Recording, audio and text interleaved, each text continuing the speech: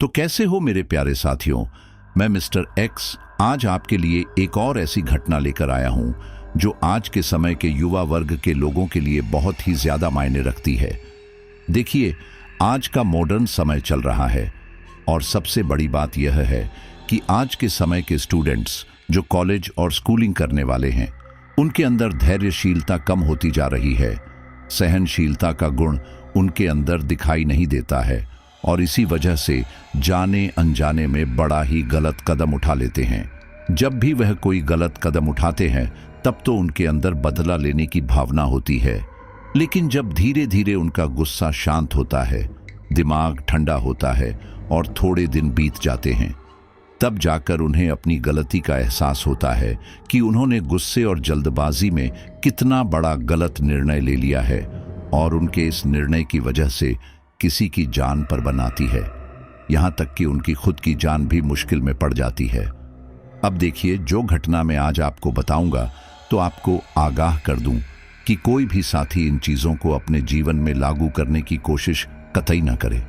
हाँ, मैं जानता हूं कि सभी की लाइफ में कुछ ना कुछ प्रॉब्लम चलती है। कॉलेज लाइफ में हमें लगता है कि अगर कोई लड़की से बातचीत नहीं हो रही है या किसी लड़के ने अच्छे से बातचीत नहीं की या किसी से मनमुटाव हो गया, दोस्तों से लड़ाई हो गई, तो इन सब से कैसे भी करके बदला ले लेते हैं। लेकिन उस समय हमें हिम्मत से काम लेने की जरूरत होती है। तो कॉलेज लाइफ वाले स्टूडेंट्स से यही कहना चाहूंगा कि जो घटना मैं आपको बताऊं उसको अपनी लाइफ में ऐड करने की कोशिश मत करना। पहली बात तो यह है कि इस प्रकार की चीजें बहुत ही भयानक होती हैं, इनका कभी भी अच्छा परिणाम नहीं निकलता है। तंत्र मंत्र, वशीकरण, प्रेत क्रियाएं जैसी चीजों को करके कभी भी किसी के मन को अपनी ओर आकर्षित नहीं कर सकते। हाँ, कुछ समय के लिए ये चीजें काम करती है, लेकिन तब तक ही जब तक उन गलत क्रियाएं का असर होता है, और गलत क्रियाओं का असर कभी भी लंबे समय तक नहीं चल जाता है। यह बात आप अपने मन में अच्छे से बैठा लीजिए। तो जिस लड़के और लड़की की ये स्टोरी है, उनका नाम है निकुंज और रश्मि। वो भी कॉलेज लाइफ में पढ़ रहे हैं और उन्होंने जवानी के जोश में कुछ ऐसी गलतियां कर दी जिसका खामियाजा निकुंज आज भुगत रहा है और उसकी वजह से एक इंसान की जान तक भी चली गई है। तो ये पूरी घटना हाल ही में मेरे पास आई है, जिसे आपके सामने बयां करने वाला हूं। और जो साथी पहली बार चैनल पर आए हैं तो चैनल को सब्सक्राइब करके हमारी इस फैमिली का हिस्सा बन जाइए। अच्छा, एक और बात बता दूं कि मैं आपके लिए एक्सट्रीम लेवल की हॉरर स्टोरीज भी लेकर आ चुका हूं, जो बहुत ही ज्यादा डार्क स्टोरीज है, हॉरर की गहरी अंधेरी दुनिया की स्टोरीज हैं। लेकिन सबसे बड़ी समस्या यही है कि हम उनको पब्लिकली नहीं डाल सकते। तो उन स्टोरी सुनना अगर आप चाहते हैं तो आपको चैनल को ज्वाइन करना होगा और मेंबरशिप लेनी पड़ेगी। काफी सारे लोग उन स्टोरी को सुन करके एंजॉय कर रहे हैं, तो आप पीछे बिल्कुल मत रह जाना। और मेंबरशिप इतनी सस्ती है कि आप आसानी से अफोर्ड कर सकते हैं। तो चलिए आज की स्टोरी शुरू करते हैं। निकुंज अपने माता पिता का इकलौता लड़का था। उससे पहले उसकी 4 बहनें और थीं। उनके बाद काफी मिन्नतों के बाद निकुंज का जन्म हुआ था। हालांकि निकुंज के पिता की खुद की दुकान थी, लेकिन 4 बच्चों की परवरिश के कारण उनकी बचत नहीं हो पा रही थी। अब चूंकि निकुंज इकलौता लड़का था, इसलिए सबका लाडला भी था। उसके माता पिता उसकी हर जिद को पूरी करते, चाहे वो सही हो या गलत। ये बोलकर कि एक ही तो लड़का है, इस वजह से वो थोड़ा जिद्दी भी बन गया था और उसकी इस जिद ने आगे चलकर एक भयानक रूप ले लिया। निकुंज के माता पिता उसकी सभी जरूरतों को पूरा करते। इस वजह से निकुंज को लगने लगा कि उसे सब कुछ मिल जाएगा। निकुंज अब कॉलेज में आ गया था और कॉलेज में ही एक लड़की थी, रिया। निकुंज रिया को पसंद करने लगा था और उसने रिया से बातचीत करना शुरू किया। रिया उससे बात करते हुए अपने काम निकलवा लेती, क्योंकि कहीं ना कहीं रिया ने भी ये बात भांप ली थी कि निकुंज उसके ऊपर लट्टू है, लेकिन रिया उसे लेकर बिल्कुल सीरियस नहीं थी। वो बस उससे अपने काम निकलवाना चाहती थी। इन्हीं सब के दौरान एक दिन निकुंज ने रिया को अपने दिल की बात बताने का सोचा। उसे मन ही मन लग रहा था कि रिया तो उसे मना कर ही नहीं सकती, लेकिन फिर भी उसने उससे इस बारे में बात की। निकुंज ने रिया से अपने दिल की बात की और रिया ने उसे साफ मना कर दिया। यहाँ रिया उसकी भावनाओं के साथ और खेलना चाहती थी, लेकिन फिर उसने सोचा कि कहीं आगे जाकर ये सब उसी के लिए मुसीबतें ना खड़ी कर दे। इसलिए उसने साफ साफ कह दिया कि वो उसे सिर्फ एक अच्छा दोस्त मानती है, इससे ज्यादा कुछ नहीं। निकुंज ने उस समय तो उससे कुछ नहीं कहा, लेकिन उसे अब रिया पर काफी गुस्सा आ रहा था, क्योंकि अभी तक उसने जो चाहा वो उसे बड़ी आसानी से जो मिल गया था। इन्हीं सब के दौरान रश्मि नाम की एक लड़की जो उसी कॉलेज में पढ़ती थी और मन ही मन निकुंज को चाहती थी, निकुंज का प्रस्ताव ठुकराए जाने से काफी खुश थी। इसलिए उसने सोचा कि अब इससे पहले और कोई मुसीबत आए, उसे निकुंज से अपने दिल की बात करनी चाहिए। यही सब सोचकर रश्मि निकुंज के पास गई और उसे अपने दिल की बात बताई। जहां रिया काफी सुंदर और गोरी थी, वहीं रश्मि बहुत साधारण सी दिखती थी। आंखों पर लगा मोटे फ्रेम का चश्मा उसे और अजीब लुक देता था। जब रिया ने उसका प्रस्ताव ठुकरा दिया तो उस वजह से निकुंज वैसे ही काफी गुस्से में था। ऊपर से रश्मि के इस प्रस्ताव ने निकुंज को और ज्यादा गुस्सा दिला दिया और वो गुस्से में बोला, अगर कोई सुंदर लड़की होती तब तो मैं इस बारे में सोचता भी, लेकिन तुम्हारी हिम्मत कैसे हुई मुझे ये सब पूछने की? कभी तुमने अपनी शक्ल भी आईने में देखी है जो आ गई मुंह उठाकर? ये सब सुनकर रश्मि को काफी बुरा लगा और वो रोते हुए वहां से चली गई। वहीं दूसरी तरफ जिद्दी निकुंज कैसे भी करके अब रिया को पाना चाहता था, इसलिए उसने रिया को इम्प्रेस करने का सोचा। निकुंज रिया को महंगे महंगे तोहफे देने लगा। रिया दोस्ती के खातिर वो तोहफे ले लेती और अब निकुंज को लगने लगा कि अब शायद रिया उसे पसंद कर ले। लेकिन उसकी ये गलतफहमी तब दूर हो गई जब उसने रिया को कॉलेज के बाद एक लड़के के साथ उसकी बाइक पर जाते देखा। निकुंज को इन सब से काफी गुस्सा आया और उसने जब इस बारे में पता लगाया तो उसे पता चला कि वो रिया का बॉयफ्रेंड था, जिसका नाम सुदीप था। ये सब जानकर निकुंज को काफी गुस्सा आया और उसकी सुदीप के साथ इस बात को लेकर मारामारी हो गई। निकुंज इतने गुस्से में था कि उसने सुदीप को डंडों से काफी मारा और कहा, आज के बाद अगर मैंने रिया को तेरे साथ देखा तो मैं तुझे जान से मार डालूंगा। निकुंज को लगा था कि शायद इससे सुदीप रिया को छोड़ दे, लेकिन यहां इसका उल्टा हुआ। सुदीप ने इस बारे में पुलिस में कंप्लेंट कर दी और अब निकुंज जेल के अंदर था। अपने इकलौते बेटे को उसके माता पिता जेल में नहीं देख सकते थे, इसलिए जैसे तैसे सबको पैसे खिलाकर इस मामले को यहीं रफा दफा करवा दिया। जेल से छूटने के बाद जब निकुंज कॉलेज गया तो रिया ने उसे गुस्से में थप्पड़ जड़ दिया और बोली, तुमसे थोड़ी बातचीत क्या कर ली? तुम तो अपने आप को पता नहीं क्या समझने लगे। तुम्हारी हिम्मत कैसे हुई मेरे बॉयफ्रेंड पर हाथ उठाने की? आज के बाद अगर मेरे आसपास भी नजर आए तो कॉलेज से निकलवा दूंगी। इन सब की वजह से हर कोई अब निकुंज का मजाक उड़ाने लगा था और इसी दौरान निकुंज ने मन ही मन ठान लिया कि इस रिया को तो सबक सिखाना ही पड़ेगा। दूसरी तरफ उसके माता पिता की इन सब से काफी बदनामी हो गई थी, लेकिन एकलौते लड़के के मोह की वजह से वे दोनों सबसे लड़ पड़े थे।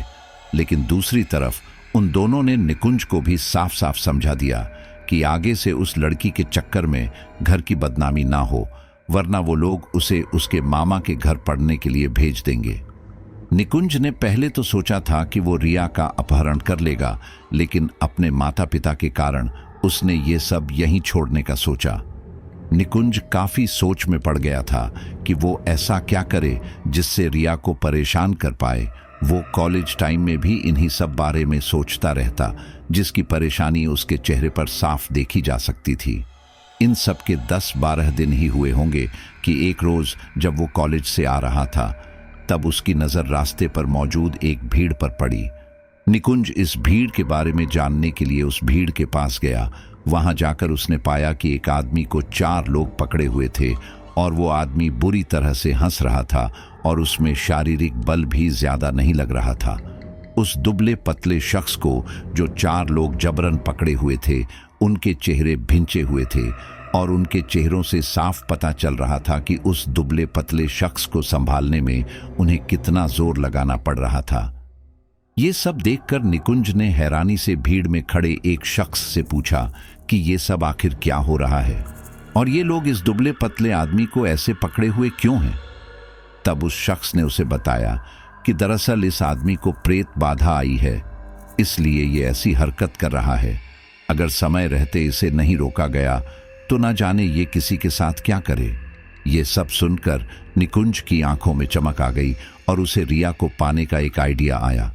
वो वहां से घर गया और इंटरनेट पर प्रेतों के बारे में और जानने लगा। उसने ना जाने कितने ही आर्टिकल प्रेतों के ऊपर पढ़ डाले, तब जाकर उसे एक जगह अपने काम का आर्टिकल दिखाई दिया।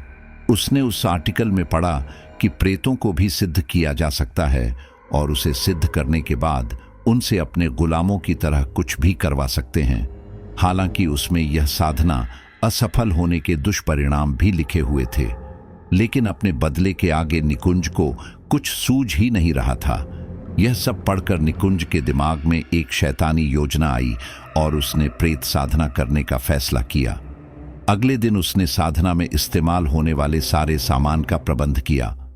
प्रेत साधना करने के 2 तरीकों में से निकुंज ने दूसरी साधना यानी कि एक वीरान खंडहर या बंद पड़े घर को चुना, क्योंकि पहली साधना में साधक को एक शमशान में शव के साथ साधना करनी पड़ती और शव भी हाल ही मरे किसी शख्स का होना चाहिए, और निकुंज शव कहां से लाता।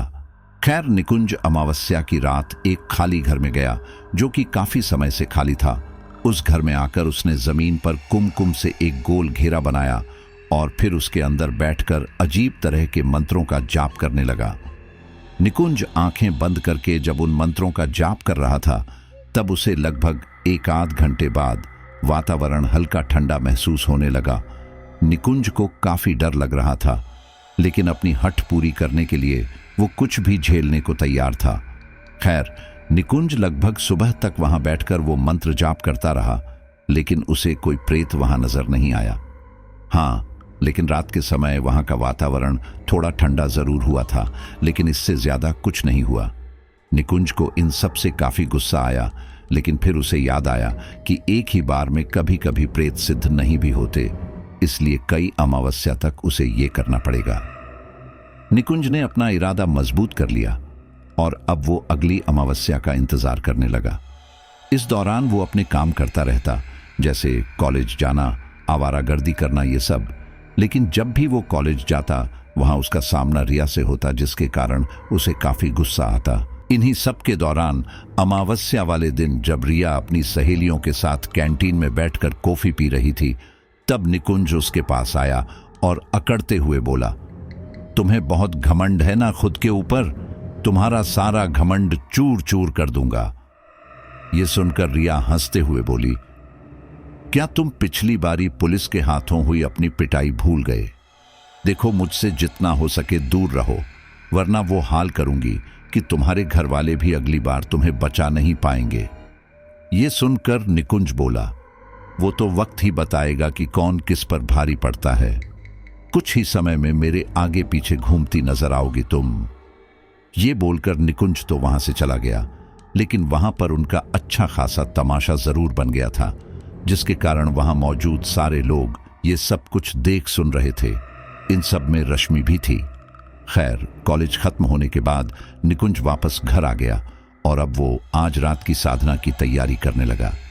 देर रात निकुंज दोबारा से उस खंडहर में गया और जमीन पर कुमकुम से घेरा बनाकर दोबारा से मंत्र जाप करने लगा। उसका ये मंत्र जाप का सिलसिला सुबह तक चलता रहा और फिर वो घर की ओर बढ़ने लगा। आज की रात भी बिल्कुल सामान्य ही थी उसके लिए। उसे अपने आसपास किसी भी प्रेत के होने का एहसास नहीं हुआ। अब उसे लगने लगा था कि ये प्रेत साधना बकवास है, क्योंकि 3 में से 2 दिन बीत चुके थे, लेकिन अब भी सब कुछ बिल्कुल सामान्य था।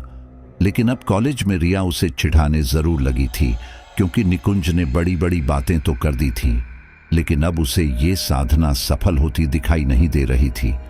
लेकिन फिर भी निकुंज ने वो तीसरी रात की साधना पूरी करने का सोचा। लेकिन यहाँ समस्या ये थी कि उसका कॉलेज जाना दिन ब दिन मुश्किल होता जा रहा था। उसे वहां अपमान महसूस होने लगा था। इसलिए उसने सोचा कि अब जब तक वो प्रेत सिद्ध नहीं कर लेता, तब तक कॉलेज नहीं जाएगा। अगला अमावस्या आने में अभी 12 दिन का समय बचा था और अब निकुंज घर से कॉलेज जाने का बोलकर निकलकर बाहर जाता और आवारागर्दी करता। इसी तरह से तीसरी अमावस्या आ गई और निकुंज दोबारा से उस खंडहर में आकर साधना करने लगा। उसने तीसरी रात भी पूरी रात मंत्रोच्चारण किया, लेकिन उसे आज भी कोई प्रेत महसूस नहीं हुआ। सुबह के समय निकुंज गुस्से में उस गोल घेरे से उठा और फिर उसने उस साधना में इस्तेमाल होने वाली सारी सामग्रियों को गुस्से में लात मारकर गिराना शुरू कर दिया। शराब की बोतल, दाल भात, फूल और भी बाकी का सामान अब फर्श पर इधर उधर बिखरा पड़ा हुआ था। निकुंज गुस्से में चीखने लगा, क्योंकि अब उसे ये चिंता सता रही थी कि आखिर अब वो रिया को मजा कैसे चखाएगा, और रिया उसे परेशान भी तो कर रही है। यही सब सोचते हुए निकुंज घर की ओर बढ़ने लगा। घर आकर वो इसी बारे में सोच ही रहा था कि तभी उसकी माँ ने उससे कहा कि वो कॉलेज के लिए तैयार हो जाए। निकुंज काफी समय से छुट्टी मारकर बैठा था और जिस काम के लिए वो छुट्टी मार रहा था वो भी नहीं हुआ, और अब इससे पहले कि वो कम हाजिरी की वजह से एग्जाम में ना बैठ पाए, उसे कॉलेज चले ही जाना चाहिए। ये सब सोचकर निकुंज कॉलेज के लिए तैयार हुआ था। वो कॉलेज के मेन गेट पर आया ही होगा कि तभी अचानक निकुंज की पीठ में दर्द होने लगा। उसे लगने लगा जैसे कि कोई भारी चीज उसकी पीठ पर रखी हुई हो। निकुंज की पीठ पर एक बैग था जो कि इतना भारी भी नहीं था, इसलिए निकुंज को काफी हैरानी हुई कि आखिर ये उसके साथ क्या हो रहा है। पीठ पर बोझ ऐसा लग रहा था कि उस पर सीधे चला भी नहीं जा रहा था, इसीलिए वो किसी बूढ़े इंसान की तरह झुककर चल रहा था। रिया ने उसे ये करते हुए देख लिया और उसका मजाक उड़ाने लगी। वहां पर मौजूद सारे लोग निकुंज का मजाक उड़ाने लगे। ये देखकर निकुंज को काफी गुस्सा आ रहा था, लेकिन वह इसमें कुछ कर नहीं पा रहा था। लगभग 10 से 15 मिनट बाद उसको अपनी पीठ पर मौजूद भार गायब होता महसूस हुआ और अब वह बिल्कुल सामान्य था। उसे समझ नहीं आ रहा था कि अचानक से यह उसके साथ क्या हुआ। निकुंज क्लास में बैठकर इन सब के बारे में सोच रहा था कि तभी उसे एक आदमी की फुसफुसाहट की आवाज आई। वो इन सब से काफी ज्यादा घबरा गया। उसने आसपास देखा तो उसने पाया कि उससे काफी दूर ही कुछ बच्चे बैठे हुए थे। अब वह इससे पहले कि ज्यादा कुछ सोचता, उसे इस बार दोबारा से वही फुसफुसाहट की आवाज सुनाई दी, और इस बार वो आवाज पहले से ज्यादा क्लियर थी। वो आवाज थी, निकुंज डर क्यों रहे हो? यह मैं हूं। तुमने ही तो मुझे यहां बुलाया था। भूल गए क्या तुमने कितने समय तक साधना की है मुझे अपना दोस्त बनाने के लिए? यह सुनकर निकुंज के चेहरे पर डर, हैरानी और खुशी के मिले जुले भाव नजर आ रहे थे। उसे यकीन नहीं हो रहा था कि उसकी मेहनत फाइनली रंग लाई। वह यह जानना चाहता था कि क्या सच में जो यह कहेगा वह यह प्रेत करेगा। इसलिए उसने उस प्रेत से कहा, अगर तुम सच में जो मैं कहूंगा वह करोगे और अगर तुम मेरे दोस्त हो तो फिर तुम अभी के अभी रिया को एक जोरदार झापड़ मारो। यह बोलने के बाद निकुंज रिया की ओर देखने लगा। रिया अपनी सहेली के साथ बैठी हुई थी कि तभी अचानक से वो एकदम से एक कोने में जा गिरी। इस दौरान उस पर से एक तड़ाक की आवाज आई। यह सब देखकर निकुंज के चेहरे पर एक कुटिल मुस्कान आ गई और वो मन ही मन बुदबुदाया, अरे वाह, मतलब जो मैंने सोचा था वह मैंने आखिरकार कर ही दिखाया, और इसका मतलब यह है कि अब मैं जो चाहूं वह कर सकता हूं। आखिर अब मेरे पास यह प्रेत है जो कि सदा सदा के लिए मेरा गुलाम रहेगा। निकुंज खुशी से यह सब देख रहा था कि तभी उसके कानों में उस प्रेत की आवाज दोबारा आई, अब तो तुम्हें यकीन हो गया ना कि मैं तुम्हारा दोस्त हूं? यह सुनकर निकुंज धीमे से बोला, तुम सच में मेरे सच्चे दोस्त हो, बस अब तुम मुझे कभी छोड़कर मत जाना। निकुंज मन ही मन काफी खुश हो रहा था। वहीं दूसरी तरफ इन सब से रिया काफी ज्यादा बौखला गई। उसे लगा कि उसके साथ वाली लड़की ने उसे ऐसे थप्पड़ मारा है और वह उससे लड़ने लगी।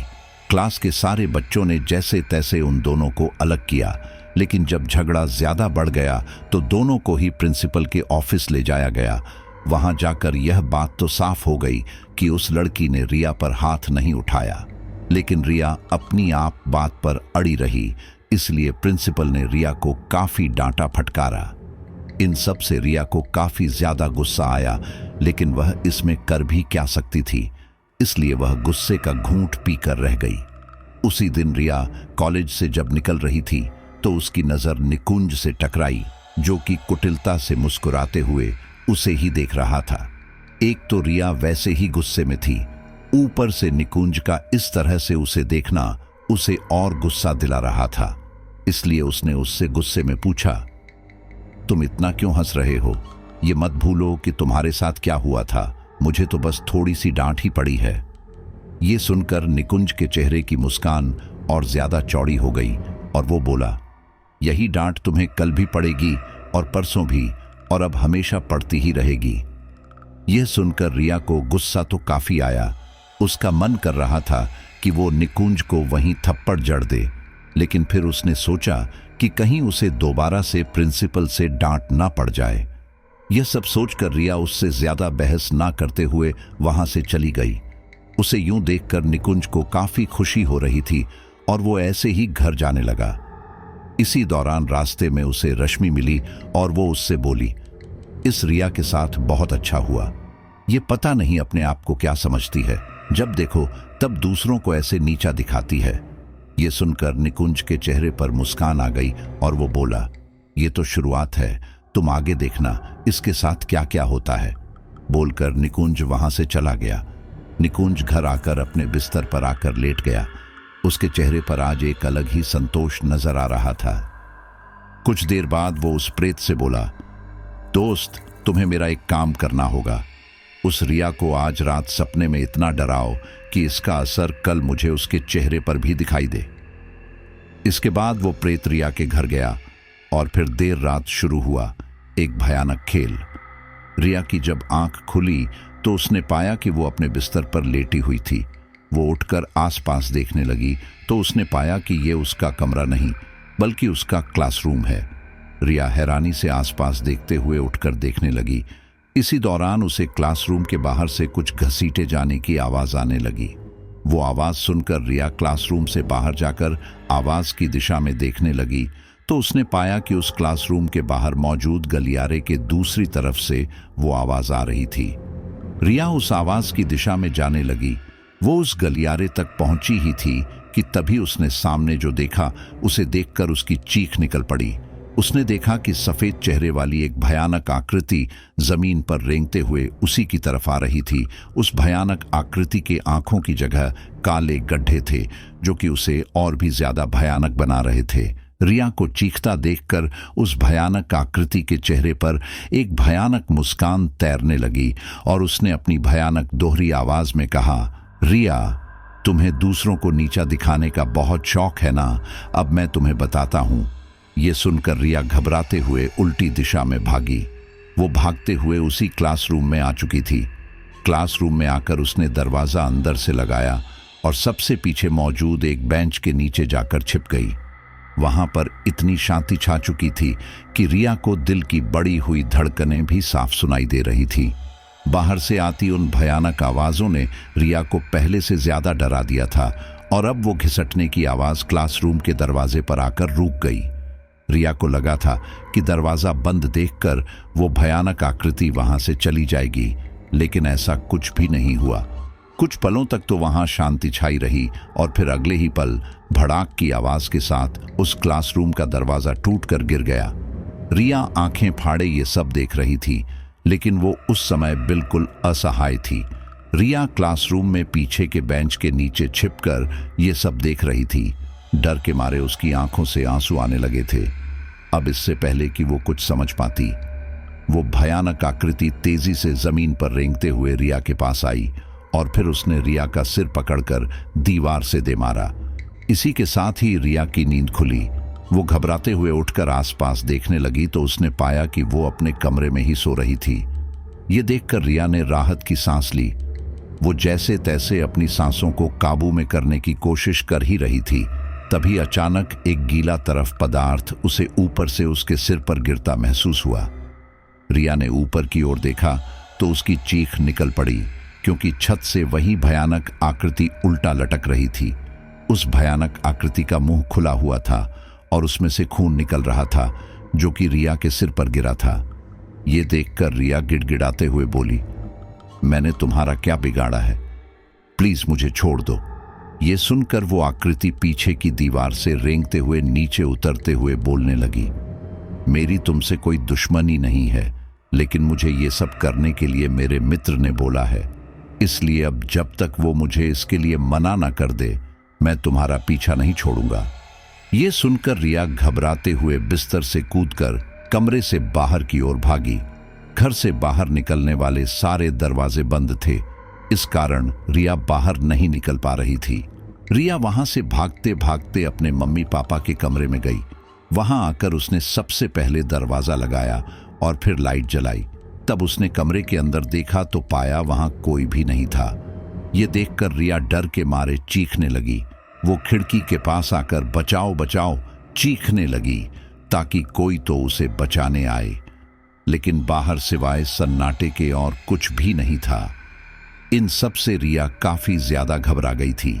उसे समझ नहीं आ रहा था कि वो क्या करे, लेकिन फिर तभी उस कमरे का दरवाजा भड़ाम की आवाज के साथ खुल गया।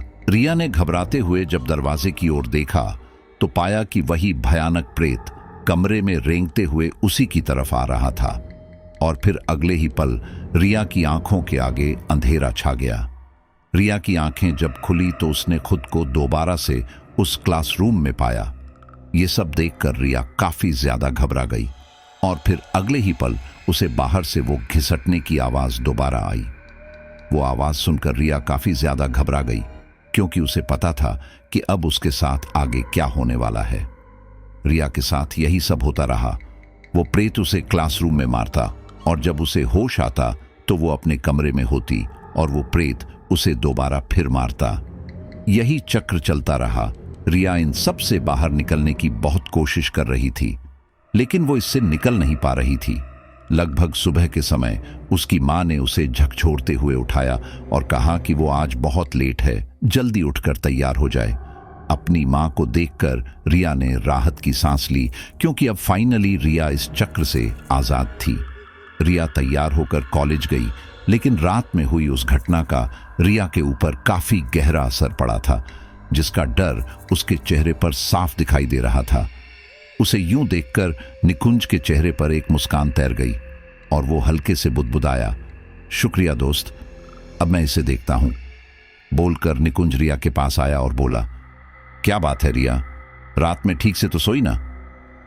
ये सुनकर रिया ने निकुंज की ओर देखा और फिर अगले ही पल उसे उस प्रेत की बात याद आई कि उस प्रेत को किसी ने उसे परेशान करने के लिए भेजा था।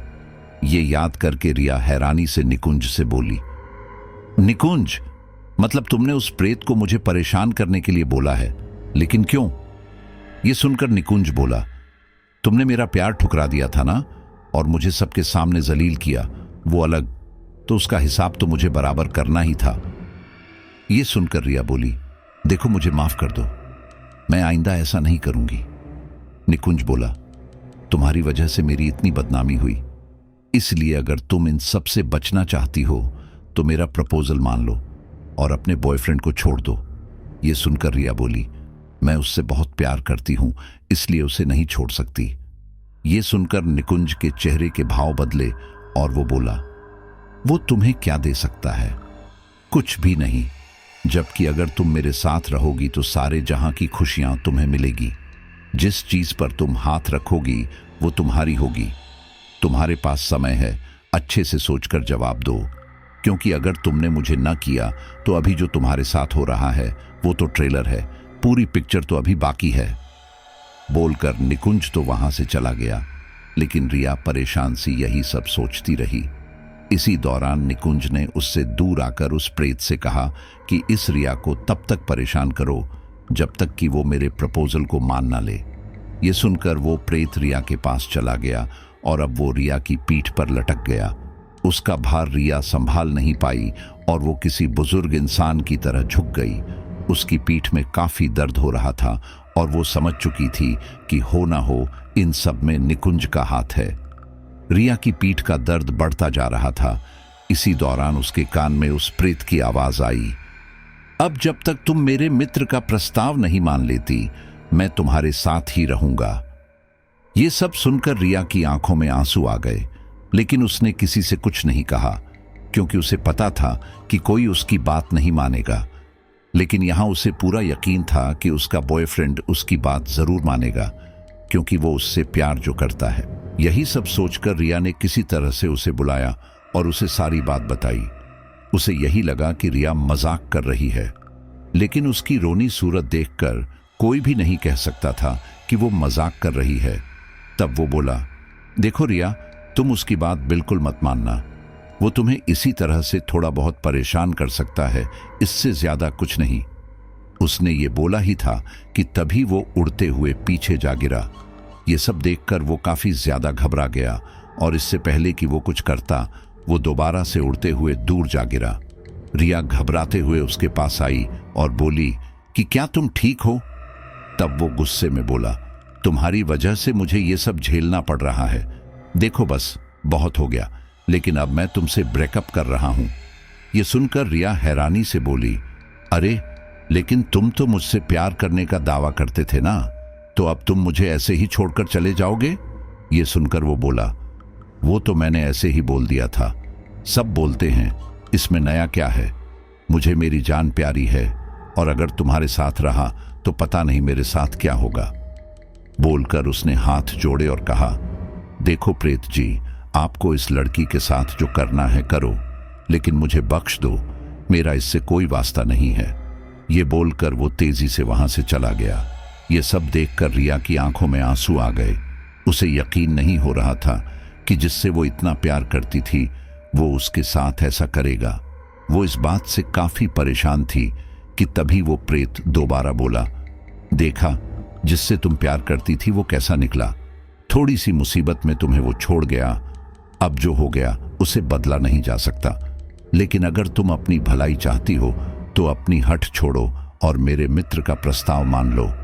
इस पर रिया बोली, मुझे सोचने के लिए थोड़ा समय दो प्लीज, मैं आराम से सोचकर कल तक आपको बता दूंगी। ये सुनकर वो प्रेत वापस निकुंज के पास आ गया। तब निकुंज बोला, ठीक है, कल तक देख लेते हैं, अगर वो नहीं मानी तो तुम वापस अपने काम पर लग जाना। इन्हीं सब के दौरान रश्मि उसके पास आई और बोली, देखो निकुंज, मैं जानती हूं कि तुम रिया को पसंद करते हो और उसे पाने की हर संभव कोशिश करोगे, लेकिन जरा दिमाग से सोचो, अगर उसके दिल में तुम्हारे लिए थोड़ी सी भी जगह होती तो वो तुम्हारे बारे में थोड़ा सोचती, ना कि सबके सामने तुम्हारा ऐसे मजाक उड़ाती। इसलिए मेरी मानो तो उसे भूल जाओ। ये सुनकर निकुंज बोला, मैं जानता हूं रश्मि कि ये सब तुम अपने लिए कह रही हो, लेकिन मुझे ये भी पता है कि तुम सही कह रही हो। इसलिए मैं रिया के साथ रिलेशनशिप में तो आऊंगा, लेकिन सिर्फ सबको ये दिखाने और जताने के लिए मैं जो चीज चाहता हूं उसे पाकर रहता जरूर हूं। यह सुनकर रश्मि वहां से चली गई। वहीं दूसरी तरफ रिया सुदीप के इस धोखे से काफी आहत थी और अब वो कैसे भी करके उसे सबक सिखाना चाहती थी। उसे यह भी पता था कि उसे अगर अब चैन से जीना है तो निकुंज का प्रस्ताव मानना ही पड़ेगा, लेकिन वो अब निकुंज के जरिए सुदीप को सबक सिखाना चाहती थी और इसके लिए उसने एक चाल चली। इसके बाद वो अगले दिन निकुंज के पास गई और बोली, आज मुझे अपनी गलती पर पछतावा हो रहा है कि क्यों मैंने उस सुदीप के ऊपर भरोसा किया। देखो, तुम चाहते हो कि मैं तुम्हारा प्रपोजल मान लूं, लेकिन उसकी एक शर्त है, तुम्हें अपने उस प्रेत से सुदीप को परेशान करना होगा, तभी मैं तुम्हारी बात मानूंगी। ये सुनकर निकुंज ने उसे इसके लिए हां कर दी और फिर उसने अपने प्रेत से कहा कि वो सुदीप को इतना परेशान करे कि वो रिया से आकर माफी मांगे। इसके बाद वो प्रेत सीधा सुदीप के पास गया और उसके कंधे पर आकर बैठ गया। उसके कंधे पर आने से सुदीप के कंधों में काफी दर्द होने लगा था, जिसके कारण उसकी कमर एकदम झुक गई थी। उसे समझ नहीं आ रहा था कि आखिर ये उसके साथ क्या हुआ कि तभी उसे उस प्रेत की आवाज सुनाई दी, तुम अभी के अभी रिया से जाकर माफी मांगो। ये सुनकर सुदीप घबराते हुए बोला, और अगर मैंने तुम्हारी बात नहीं मानी तो? इसके बाद उस प्रेत ने कुछ कहा नहीं। सुदीप उस समय सड़क पर एक तरफ खड़ा था, लेकिन जैसे ही उसने उस प्रेत से ये पूछा, उसका शरीर अपने आप ही सड़क के बीचों बीच जाने लगा। सामने से तेज रफ्तार एक ट्रक आ रहा था, जिसे देखकर सुदीप काफी ज्यादा घबरा गया और वो बोला, मुझे माफ कर दो, तुम जैसा कहोगे मैं वैसा करूंगा। लेकिन इसके लिए काफी देर हो चुकी थी, क्योंकि अगले ही पल उस ट्रक ने उसे टक्कर मार दी, जिससे वो थोड़ा दूर जा गिरा और इसी के साथ ही वो वहीं बेहोश हो गया। सुदीप की आंखें धीरे धीरे खुल रही थीं। जब उसकी आंखें खुली और उसने अपना होश संभाला तो उसने अपने आप को अस्पताल में पाया। उसने महसूस किया कि उसके शरीर में पैरों की तरफ दर्द हो रहा था। इसी के साथ ही चेहरा भी दर्द कर रहा था।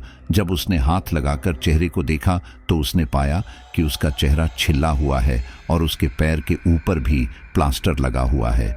यह सब देखकर उसे बेहोश होने से पहले की घटना याद आई।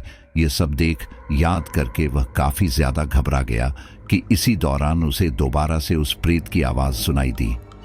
मेरी बात ना मानने का अंजाम तो तुम देख ही चुके हो।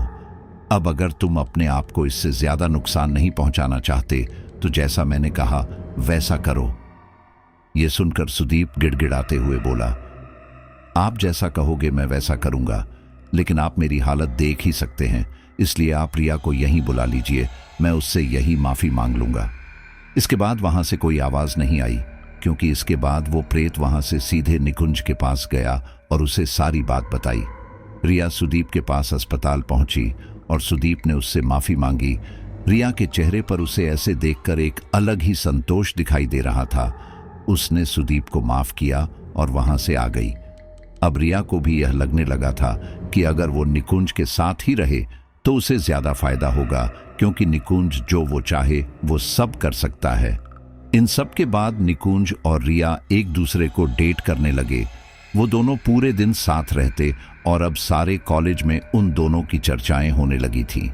लोगों को ये समझ नहीं आ रहा था कि कल तक जो लड़की निकुंज को घास भी नहीं डालती थी, वो अचानक से उसके आगे पीछे कैसे घूमने लगी थी। वहीं दूसरी तरफ रश्मि भी ये सब देख रही थी।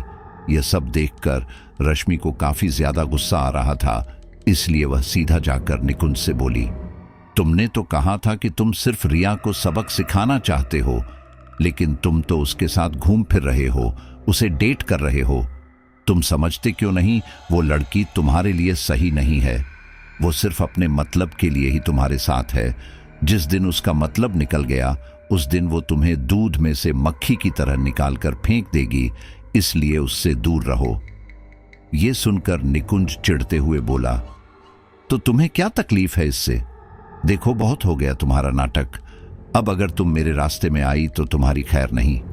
बोलकर निकुंज वहां से चला गया। वहीं रश्मि रोने लगी। इसी दिन शाम के समय निकुंज रिया को लेकर बाहर डिनर पर गया। वहां उसने रिया को सारी बात बताई।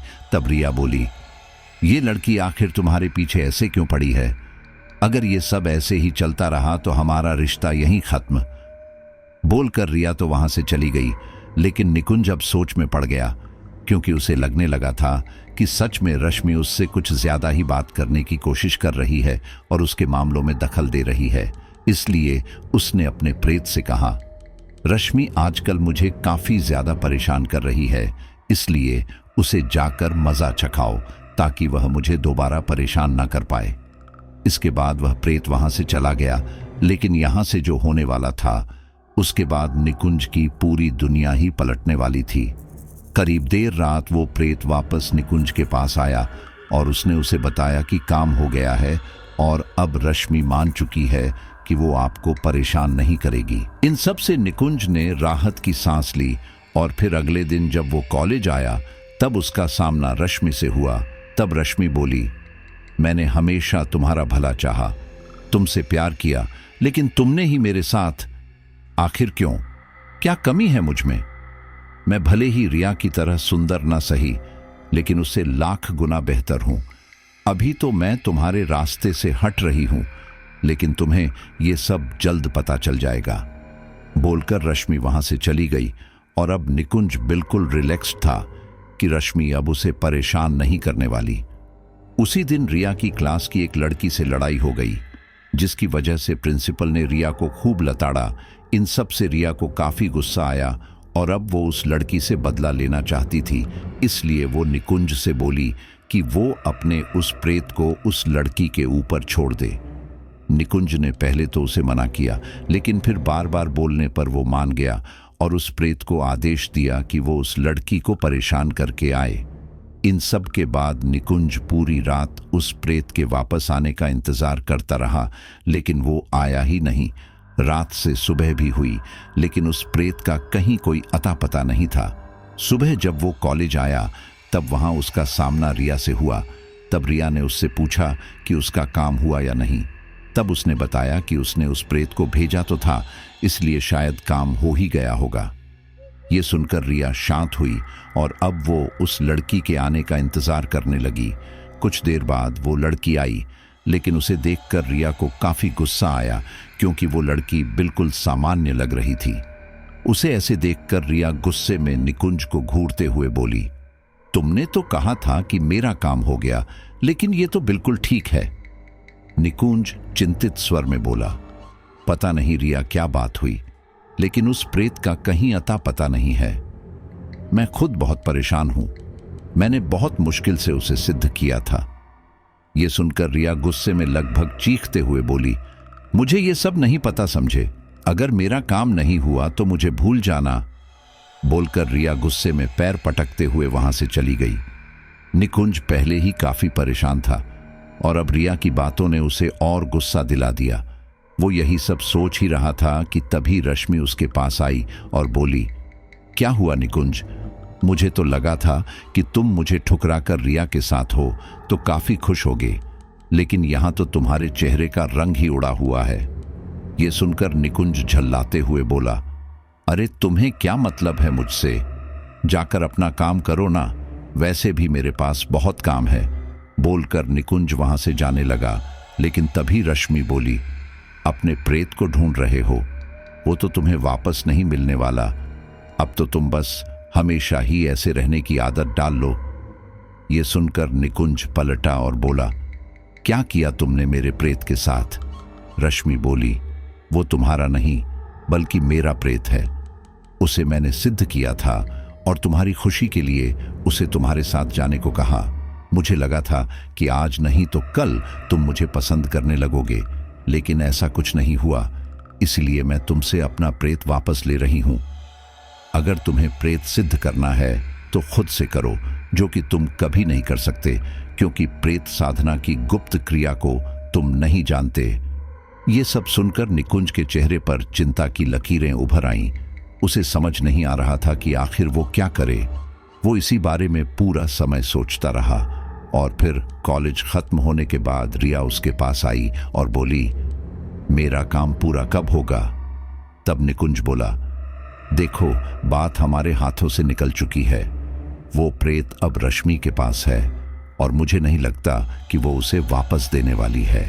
ये सुनकर रिया का पारा 7वें आसमान पर जा पहुंचा और वो बोली, मैं तुम्हारे साथ बस इसलिए थी क्योंकि तुम मुझे वो सब दे सकते थे जो बाकी कोई नहीं दे सकता था, और अब जब तुम इस लायक ही नहीं बचे तो मैं भला तुम्हारे साथ क्यों रहूं?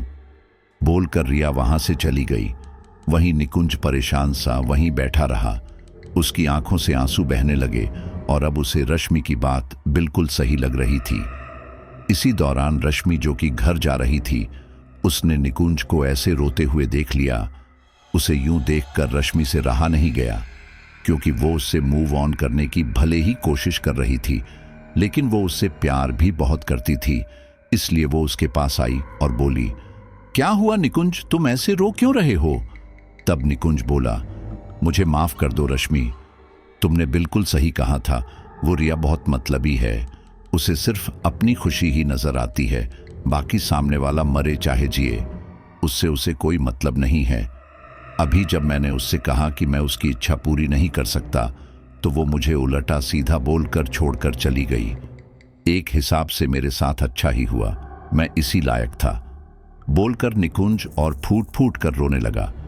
ये देखकर रश्मि ने उसे संभाला और कहा, प्लीज तुम ऐसे रो मत निकुंज, अगर तुम्हें चाहिए तो तुम वो प्रेत मुझसे वापस ले सकते हो, इससे सब वापस ठीक हो जाएगा। लेकिन निकुंज ने मना कर दिया।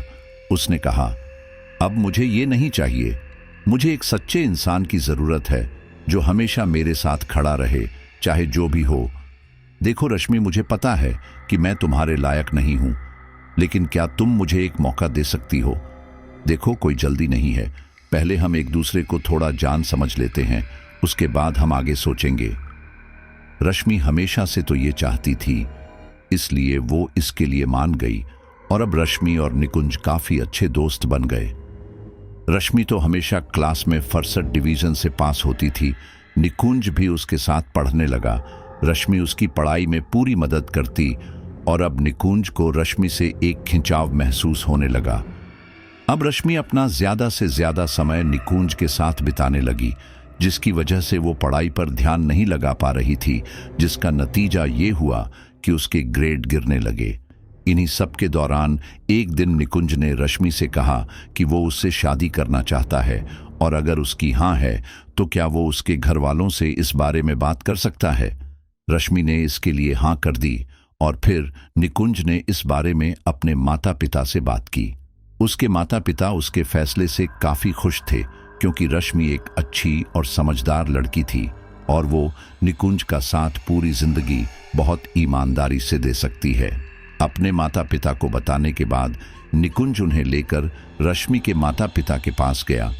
पहले तो उन दोनों ने इसके लिए मना कर दिया, क्योंकि रश्मि कहाँ टॉपर थी, उसका भविष्य काफी अच्छा था, और कहाँ निकुंज जो सिर्फ अपने माता पिता की पहचान पर आश्रित था। ये सब सुनकर रश्मि ने उन्हें समझाया कि निकुंज भी आगे कुछ कर ही लेगा और पैसा ही सब कुछ नहीं होता, ये वो। इसके आगे वो लोग कुछ ना बोल सके, लेकिन उन्होंने कह दिया कि वो पहले निकुंज को कुछ समय तक जांचना परखना चाहते हैं, इसके बाद ही वो लोग आगे फैसला करेंगे।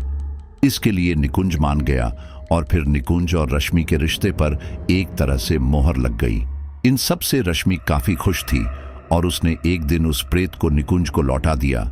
निकुंज ने इसके लिए पहले तो मना किया, लेकिन फिर रश्मि ने उससे कहा कि ये प्रेत उसके किसी काम का नहीं है, इसलिए निकुंज उसे रख सकता है। अगर उसे कोई मदद की जरूरत हो तो ये प्रेत कर देगा, क्योंकि ये प्रेत उसका दोस्त है और इससे उसे कोई खतरा भी नहीं होगा। अब इसके आगे निकुंज मना ना कर सका और इसके बाद रश्मि के साथ कुछ भयानक हुआ। इन सब के बाद एक रात जब रश्मि सो रही थी, तब उसकी आंखें खुली। जब उसने आसपास देखा तो पाया कि वो एक शमशान में खड़ी थी। वहां आसपास अंधेरा ही अंधेरा था। उस अंधेरे को छांटने के लिए आसमान में सिर्फ एक चांद ही था, जिसकी धुंधली रोशनी उस शमशान में पड़ रही थी। रश्मि घबराते हुए आसपास देखते हुए आगे बढ़ने लगी कि तभी अचानक ऊपर से उसके मुंह के सामने ही एक सफेद भयानक चेहरे वाला साया आ गया। उसे देखकर रश्मि घबराते हुए एकदम से पीछे जा हटी और संतुलन न बना पाने के कारण गिर पड़ी। वो फटी फटी आंखों से सामने खड़े उस भयानक साए को देख रही थी कि तभी वो भयानक साया अपना सफेद चेहरा उसके चेहरे के एकदम पास लाया और अपनी भयानक रूखी आवाज में बोला, रश्मि, मेरी तुमसे कोई दुश्मनी नहीं है, लेकिन मुझे तुम्हें तड़पाने के लिए कहा है। ये सुनकर रश्मि हैरानी से बोली, आखिर किसने बोला तुम्हें ये करने के लिए? तुम तो निकुंज के साथ थे ना, फिर मेरे पीछे क्यों पड़ गए हो? एक मिनट, क्या तुम्हें? निकुंज ने, वो प्रेत बोला। हाँ, निकुंज ने मुझे कहा है। ये सुनकर रश्मि को काफी गुस्सा आया और वो बोली, मैं इस निकुंज को छोड़ूंगी नहीं। मैंने उसकी मदद की, हमेशा उससे प्यार किया और उसने मेरे साथ ये किया। वो प्रेत बोला, चाहे जो हो, मुझे अभी के अभी तुम्हें निकुंज के पास लेकर चलना है। इसके बाद रश्मि की आंखें खुली। उसके बालों में एक खिंचाव उसे महसूस हो रहा था। अब इससे पहले कि वो कुछ बोलती, उस प्रेत की आवाज उसे दोबारा सुनाई दी, चुपचाप मेरे साथ चलो। अगर तुमने शोर मचाया तो तुम्हारे माँ बाप की जान लेकर मैं तुम्हें यहां से ले जाऊंगा। इसके आगे रश्मि कुछ न बोल सकी और फिर वो उस प्रेत के साथ बाहर जाने लगी। इस दौरान उसके माँ बाप ने पूछा भी कि वो कहाँ जा रही है, लेकिन रश्मि ने सहेली के साथ पढ़ने जा रही है ये बोलकर वहां से चली गई। अब तक अंधेरा लगभग छुट चुका था, सुबह होने वाली थी, इसलिए उसके माँ बाप ने उसे जाने दिया। रश्मि उस प्रेत के साथ घर से बाहर आ गई। उसके घर के थोड़ी ही पास निकुंज अपनी बाइक के साथ खड़ा उसका इंतजार कर रहा था। उसे देखकर रश्मि को काफी गुस्सा आ रहा था, लेकिन वो जैसे तैसे खुद को शांत किए हुए थी। उसके पास आते ही निकुंज ने अपनी बाइक स्टार्ट की और कहा कि चलो बैठो। कहीं शांति से बात करते हैं। इसके बाद रश्मि उसके साथ बाइक पर बैठ गई और अब बाइक अपनी रफ्तार से बढ़ने लगी। उस समय सुबह होने लगी थी। चारों ओर माहौल काफी ज्यादा सुहावना हो चुका था, लेकिन रश्मि के मन में काफी उधेड़बुन चल रही थी। लगभग आधे घंटे बाद वे दोनों एक पार्क पर आकर रुके और फिर वे दोनों बाइक से उतरकर उस पार्क की ओर बढ़ने लगे। वहां आसपास कुछ लोग मॉर्निंग वॉक कर रहे थे। सबसे दूर निकुंज रश्मि को लेकर एक बेंच पर आकर बैठ गया। वहां आकर रश्मि सपाट लहजे में बोली, तुम क्या चाहते हो? ये सुनकर निकुंज के चेहरे पर एक कुटिल मुस्कान आ गई और वो बोला, देखो रश्मि, मेरी तुमसे कोई दुश्मनी नहीं है, लेकिन तुम ही खुद मेरे सामने आ रही हो, इसलिए तुम्हें रास्ते से हटाना जरूरी हो गया है। लेकिन मैं नहीं चाहता कि इन सब में मेरा नाम आए, इसलिए तुम आत्महत्या कर लो। ये सुनकर रश्मि की आंखों में आंसू आ गए और वो बोली, आखिर तुम मेरे साथ ऐसा क्यों कर रहे हो? मैंने तुम्हारा क्या बिगाड़ा है? मैं तो तुमसे प्यार करती हूं और इसीलिए मैंने ये सब किया। तब निकुंज गुस्से में बोला, लेकिन मैं तुमसे प्यार नहीं करता और तुम मुझे परेशान कर रही थी। तुमने उस प्रेत को मुझसे छीन लिया और उसकी वजह से मुझे दोबारा से ये सब झेलना पड़ा। अगर तुम मेरे रास्ते में नहीं आती तो ऐसा नहीं होता। तब रश्मि रोते हुए बोली, अगर तुम्हें ये प्रेत रखना है तो रख लो, लेकिन प्लीज मुझे छोड़ दो, मैं तुमसे बहुत दूर चली जाऊंगी। निकुंज बोला, मैं कोई रिस्क नहीं लेने वाला। तुम एक बार वो प्रेत मुझसे ले चुकी हो और अब दोबारा मैं ये नहीं होने दूंगा। तुम अभी के अभी घर जाओ और पंखे से लटक कर आत्महत्या कर लो, नहीं तो अपने माता पिता की मौत के लिए तैयार रहना। मैंने इस प्रेत को बोल दिया है कि तुम्हारे माँ बाप के ऊपर साए की तरह रहे। 12 बजते ही अगर तुमने वो नहीं किया जो मैंने कहा, तो वो तुम्हारे माँ बाप को मार डालेगा। और हाँ, मरने से पहले एक सुसाइड नोट जरूर लिख देना, जिसमें तुम अपनी मौत का जिम्मेदार पढ़ाई को रखना। अगर ज्यादा चालाकी दिखाने की कोशिश की तो तुम्हारे मरने के बाद तुम्हारे माता पिता भी तुम्हारे साथ पहुंचा दिए जाएंगे। ये सब सुनकर रश्मि रोने लगी। तब निकुंज दोबारा बोला, अब उठो और घर चलो। इसके बाद रश्मि निकुंज के साथ बाहर आ गई और फिर निकुंज ने उसे घर छोड़ दिया। घर आकर रश्मि अपने कमरे में आकर रोने लगी। आज उसे एहसास हो रहा था कि किसी के भी ऊपर भी ऐसे अंधा विश्वास नहीं करना चाहिए, लेकिन इन सब के लिए अब काफी देर हो चुकी थी। रश्मि अपनी वजह से अपने माता पिता को नुकसान नहीं पहुंचने देना चाहती थी, इसलिए उसने एक सुसाइड नोट लिखा और फिर फंदे से झूल गई। कुछ देर बाद उसका बेजान शरीर पंखे से झूलने लगा और इसी के साथ ही रश्मि ने अपनी जीवन लीला समाप्त कर दी। रश्मि के मरने के बाद वो प्रेत निकुंज के पास आया और बोला, आपका काम हो गया। रश्मि आपके रास्ते से हमेशा हमेशा के लिए हट चुकी है और अब इसी के साथ ही मैं भी जा रहा हूं। ये सुनकर निकुंज हैरानी से बोला, तुम कहां जा रहे हो? वो प्रेत बोला, मुझे रश्मि ने सिद्ध किया था, इसलिए एक हिसाब से वो मेरी स्वामिनी थी, और एक बार जब हमारा स्वामी मर जाता है तो हम इन सब से आजाद हो जाते हैं।